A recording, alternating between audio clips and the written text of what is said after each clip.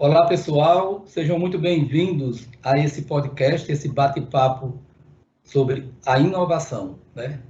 Inovação hoje é primordial na vida de qualquer empreendimento, de qualquer empresa, desde da micro e pequena empresa até uma média e uma grande.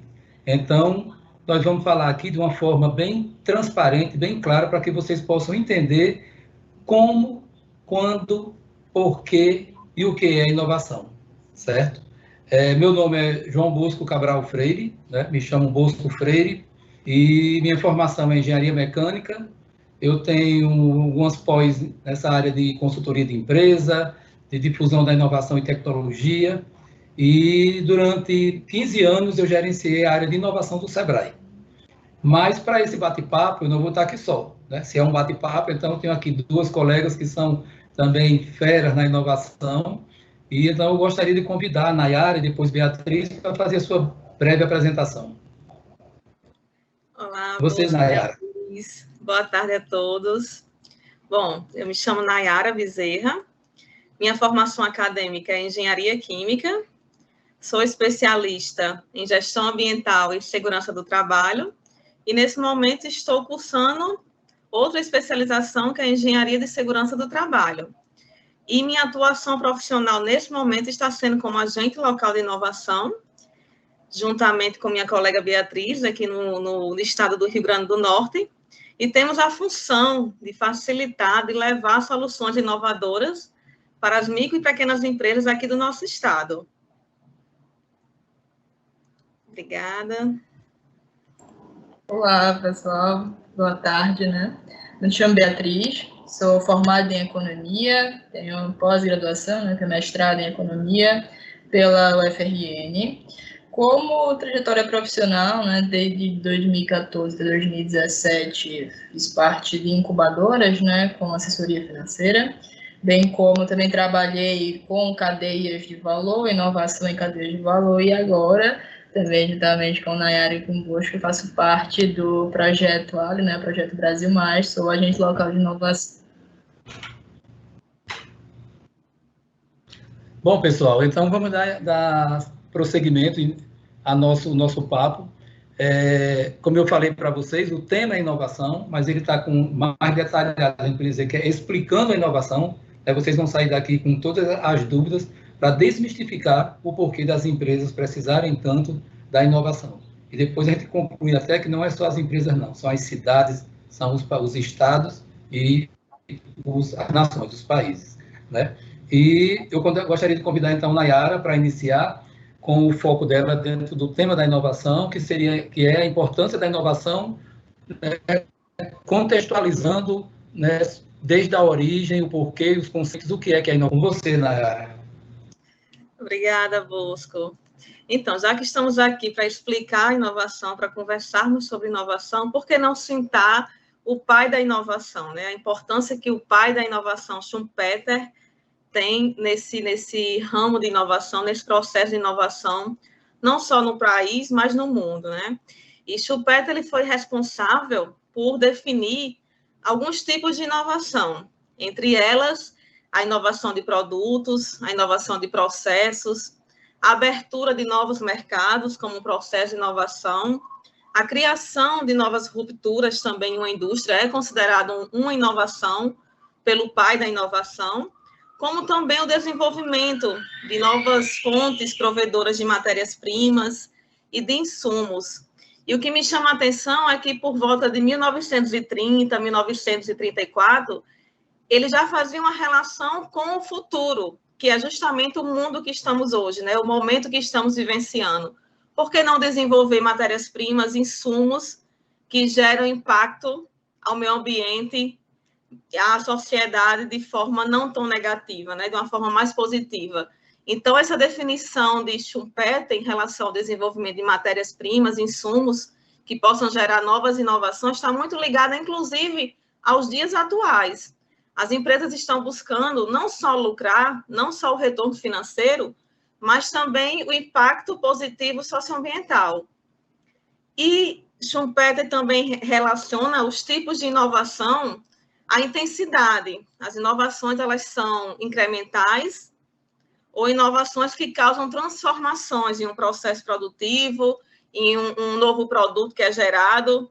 Então, as rupturas da inovação, elas são responsáveis por gerar transformações, mas já outras são inovações incrementais, que alguns atores até preferem chamar de inovações sustentamentais, que são responsáveis por manter aquele processo de inovação, seja num processo produtivo, seja gerando um produto, seja em uma abertura de um novo mercado. E por que as empresas estão buscando tanto, né, inovar? Qual a importância que essa inovação tem nas empresas, independentemente do tamanho e de sua atividade principal? A inovação ela é responsável por gerar demandas, consequentemente, melhorar o faturamento das empresas. É responsável também por reduzir custos, por aumentar a competitividade ou a produtividade de uma empresa. Então, é muito importante que se desenvolvam inovações dentro de empresas, mas que essas inovações, elas precisam ser testadas e validadas. Não é somente desenvolver uma inovação, porque o mercado, ele precisa comprar inovação, os consumidores, os clientes precisam comprar inovação. E por que não testar essa inovação antes de ser lançada definitivamente em um mercado? Então, é necessário criar inovações, gerar inovações nas empresas, mas também passar por um processo de testagem e validação. E é exatamente isso que nós, agentes locais de inovação, estamos levando para as micro e pequenas empresas de todo o país, através do programa Brasil Mais. Eu e Beatriz, em especial, aqui juntamente com o nosso consultor sênior, Bosco Freire, aqui nas empresas do Rio Grande do Norte. Então, estamos levando uma metodologia inovadora, buscando solucionar problemas das micro e pequenas empresas através de soluções que possam gerar retorno econômico, retorno social, retorno ambiental. E é muito importante que se defina os tipos de inovação. Anteriormente, a um passado não tão distante, nós tínhamos 4 tipos de inovação, que eram as inovações de processo, as de produto, as de marketing e as inovações organizacionais. Com a nova atualização do Manual de Oslo, recentemente, em 2018, o Manual de Oslo reforça que é uma importante referência nas atividades inovadoras, não só no Brasil, mas em todo o mundo. Então, com essa nova atualização, houve uma modificação em relação aos tipos de inovações, e essas inovações se restringiram a somente 2 tipos, de processos e de produtos. Eu costumo dizer e acredito que a inovação de processo está muito ligada de produto, mas não necessariamente, não obrigatoriamente, uma inovação está ligada à outra. Mas, geralmente, quando você desenvolve, quando as empresas desenvolvem um produto, desenvolve também um novo processo produtivo. E o que seria essa inovação de produto? Inovação de produto, de forma bem simples, é gerar um produto, seja um bem ou serviço, para a sociedade, novo ou significativamente melhorado, seja em suas particularidades, suas facilidades de uso. E a inovação de processo é responsável por gerar um novo método de produção ou um novo método de distribuição dentro de uma empresa, ou dentro das empresas. Certo, Bosco, Beatriz, vocês que estão nos assistindo? Ok, Nayara. Eu disse que ela sabe tudo. Não, parabéns, excelente sua explanação, mostrando exatamente os fundamentos, né, para que a gente possa, então, entender, chegar no final e falar de políticas públicas, falar de ações voltadas diretamente para a inovação, mas é importante a gente entender toda essa fundamentação, né, não é de hoje que se fala, né, que o mundo precisa inovar, as empresas precisam inovar para poder, então, estar bem consolidada no mercado. E, Beatriz, para complementar a fala de Nayara, você poderia, então, mostrar para a gente a importância que a micro e pequena empresa, né, qual o impacto, né, que a micro e pequena empresa tem no PIB do Estado, e a gente fica pensando, imagine se essas micro e pequenas empresas todas estivessem inovando. Com você agora. Justamente, né? É interessante a gente pensar, quando fala de política pública, e políticas públicas que gerem retorno, né, em grande escala também. Na verdade, as micro e pequenas empresas, né, desempenham um papel assim, fundamental, cada vez mais relevante na economia do país, certo? Principalmente na geração de renda. Quando a gente fala em economia, a gente fala em renda, a gente fala em PIB também, e foi gerada, assim, nos últimos 30 anos, uma contribuição muito importante, certo? Os dados que eu vou apresentar aqui, eles foram coletados a partir de um documento que foi publicado, né, intitulado de Estudo sobre a Participação de Micro e Pequenas Empresas na Economia, com base na parceria da FGV com o SEBRAE, certo? Ele foi publicado em março de 2020, porém, os dados que estão sendo apresentados, eles são de 2017. Certo? É óbvio que vão ter variações de dados, porque nós vamos trabalhar um pouco uma evolução também, mas vamos seguir aqui com esse primeiro gráfico. Bom, de acordo com esse primeiro gráfico, certo? Nós temos aqui no eixo todas as 27 unidades federativas do Brasil, certo? E a linha aqui de tendência da participação das micro e pequenas empresas no PIB de cada estado, certo? Então, como forma de síntese, das 27 unidades federativas, 17 tiveram um aumento da participação das micro e pequenas empresas ao longo desse período de 2014 a 2017, ou seja, temos uma tendência positiva para 17 estados, certo? Por exemplo, o estado do Rio Grande do Norte, na verdade, ele teve uma participação próxima a zero, né? Positiva próxima a zero. O destaque daqui é, por exemplo, Espírito Santo, o Rio de Janeiro, que conseguiram alavancar a participação das micro e pequenas empresas no PIB, ou seja, na economia do Estado em destaque, né? Mas, por exemplo, retratando aqui especificamente o Estado do Rio Grande do Norte, né, que é a nossa linha de pensamento. Então, ao longo dos anos, as micro e pequenas empresas no Rio Grande do Norte, elas têm contribuído assim, acima de 30%, certo? Tem participação acima de 30%. Então, veja, houve de 2019 para 2017 um crescimento da participação com pico em 2014, por exemplo, certo? Mas, assim, quais que são os principais setores que as micro e pequenas empresas pertencem? Os principais setores aqui também está em porcentagem, certo? Então, nós temos como principal setor comércio e logo em seguida serviços, certo? Quando a gente fala da indústria, né, não é um setor realmente tão participativo nas micro e pequeas empresas. Por quê? Isso é uma tendência, porque os setores de comércio e serviços, né, que são mais intensivos em trabalho, intensivos em capitais, né, como é o caso da indústria, que há necessidade de um grande investimento em capital, né, você tem ganhos de escala de produção. Então, assim, é possível, né, que as micro e pequenas empresas desses dois setores, no caso de comércio e serviços, sejam mais adequadas e consigam competir com empresas de maior porte, certo? Então, geralmente, micro e pequenas empresas realmente fazem parte do setor de comércio e de serviços. Outro dado que eu achei bastante importante para a gente verificar qual que é o impacto das micro e pequenas empresas para a economia como um todo, a gente falou um pouco da parte da renda no sentido de produção, né, de produtividade. Aqui a gente entra na parte de pessoas ocupadas, né? A gente faz aqui um comparativo de pessoas ocupadas e do porte das empresas. Veja, na coluna azul existem as micro e pequenas empresas, né? E quanto o número de valor de pessoas ocupadas nas micro e pequenas empresas para o ano de 2014, 2015, 2016, 2017. Então, a gente consegue perceber que, de forma geral, as micro e pequenas empresas também geram, né, o maior número de empregos quando comparadas com médias e grandes empresas, certo? Então, nesse momento, a gente também tem um outro dado que corrobora com a ideia, né, que as micro e pequenas empresas também são importantes, né? A linha de pensamento que eu abordo aqui é a seguinte: veja, a inovação ela está muito voltada para o aumento da produtividade, né? Esse aumento da produtividade, ele, se for gerado por micro e pequenas empresas, pode ter um aumento de produtividade não específico apenas, mas também a gente percebe que no Estado, a gente percebe também que no país, certo? Então, a explanação desse tema foi esse, né? E já, inclusive, hoje uma fala de Bosco que fala um pouco sobre as políticas públicas, né, voltadas para a inovação. Bom, pessoal, que bom.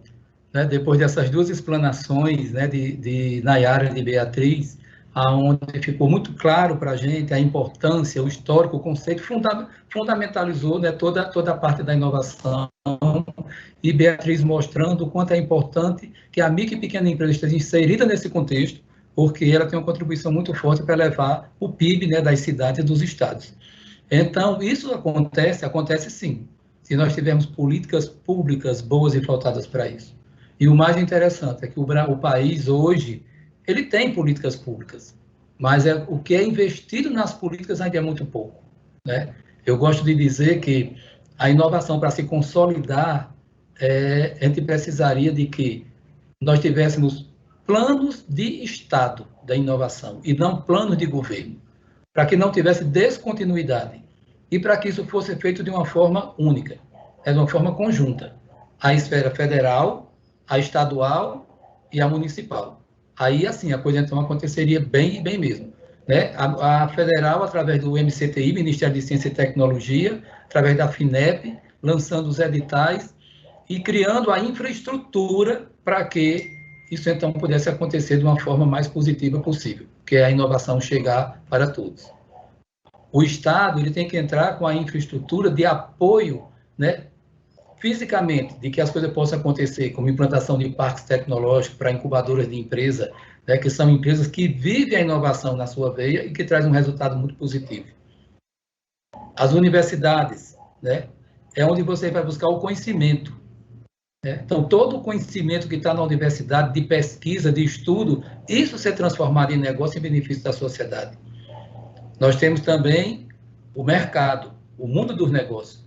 Porque quando ele entra com a inovação, né, através da política pública que o governo criou, que foi trabalhado dentro da universidade, o mercado vai agregar valor aos seus produtos e serviços. E o último beneficiário, que é exatamente a sociedade como um todo. Então, tem muita gente que fala no tripé do ecossistema de inovação. Eu gosto de dizer que é uma estrela, são 5. Né? Porque tem governo, tem universidade com conhecimento, tem as entidades com capacitação, que eu falo já sobre elas, né? Mas aí tem o mercado, que vai absorver essas inovações, e tem exatamente a população que vai ser beneficiada com um serviço, com um produto de qualidade, um produto de ponta. Mas eu gostaria de frisar aqui sobre as entidades, as instituições que têm um papel fundamental. Se você tem política pública, você precisa de alguém como um SEBRAE, que pode chegar com capacitações através de programas como o Sebrae Tech, onde uma micro e pequena empresa pode chegar e implantar uma inovação na sua empresa com um subsídio de 70%. Um programa como o ALI, né, onde eu estou atuando como consultor de apoio, mas que tem aqui 2 agentes falando aqui com a gente, Beatriz e Nayara, né, onde leva, através da inovação, elevar a produtividade das empresas. Isso é fundamental importância. Né, o ALI está acontecendo aí para isso. Programas como o de startup, que o Sebrae desenvolve, né? Programas como o Sebrae Lab, um espaço, um ambiente para se discutir, para você ter só jogar a ideia, e de lá ela amadurecer para virar algum negócio. E agora o Sebrae com o CIA Hub, né? Que é um espaço onde as empresas já consolidadas instituídas como organizações, como empresas, mas que estão desenvolvendo e buscando aceleração para os seus negócios. Então, essas 5 peças, elas têm que estar concatenadas. E de uma forma onde esteja o poder municipal, o poder estadual e o poder federal. Né? O Sebrae também tem uma atuação muito forte através dos editais FINEP, que é exatamente de apoio para os projetos inovadores. Gente, isso assim, é uma coisa que é notória, que é clara. Países, nações, né, estados, cidades que se envolveram com isso, que criaram um programa de Estado e não daquele governo, hoje estão muito bem. Pode citar como exemplo a Finlândia. O Brasil pode citar Santa Catarina, é uma referência, né? Porque há 30 anos atrás alguém criou um projeto, esse projeto foi implementado e até hoje era desenvolvido, e hoje é uma referência, gerando milhares de empregos e colocando o Estado em ponta. Aí tem aqui do lado um exemplo, Campina Grande, que também há 30, 35 anos, quando o Brasil partiu para criar parques tecnológicos, dos 5 primeiros parques, um foi em Campina Grande. E Campina Grande é conhecido como um polo tecnológico, um polo de referência em vários segmentos. Então, assim, os exemplos são claros e a gente gostaria muito de que nós tivéssemos governantes que enxergassem dessa forma, né?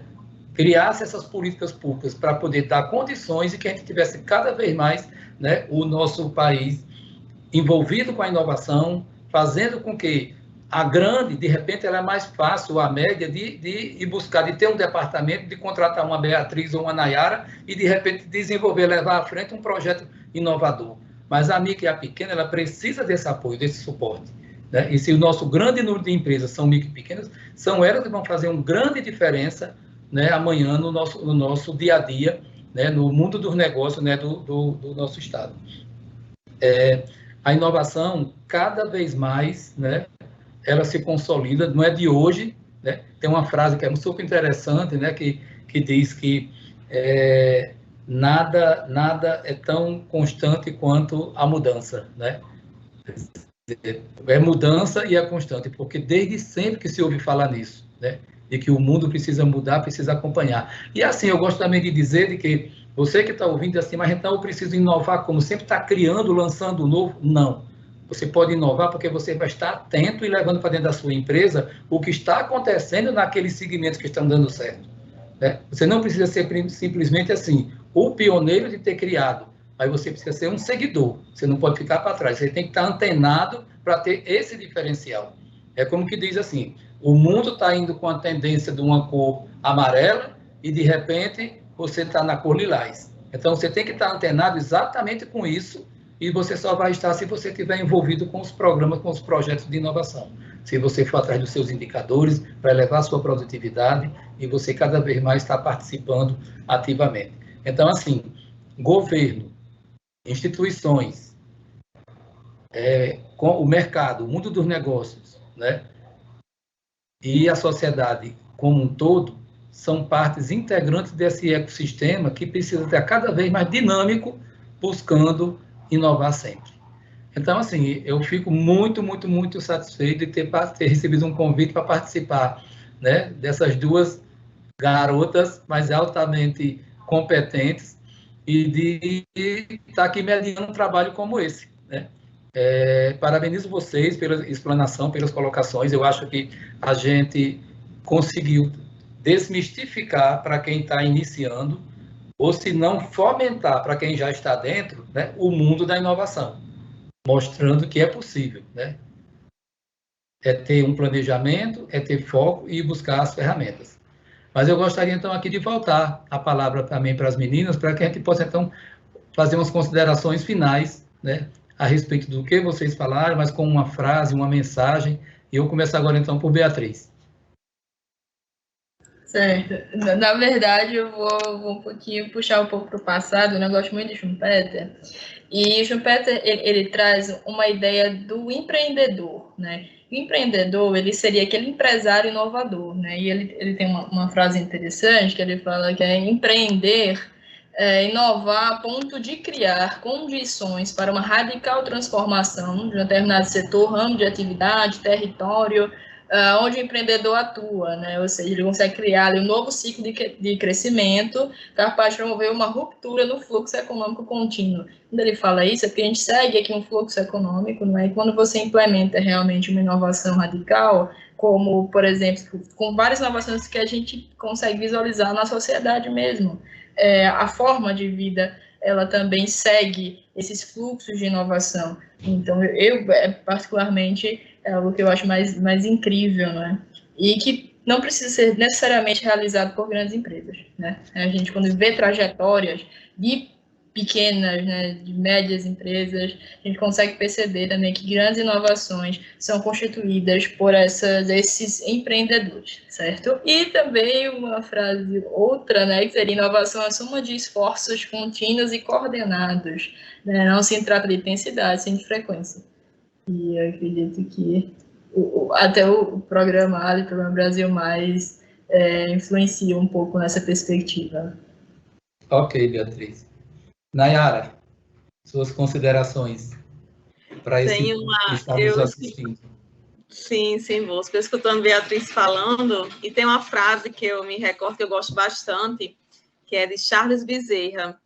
E ele fala que antes de se criar as inovações, o processo de inovação é necessário, é preciso que se criem os inovadores.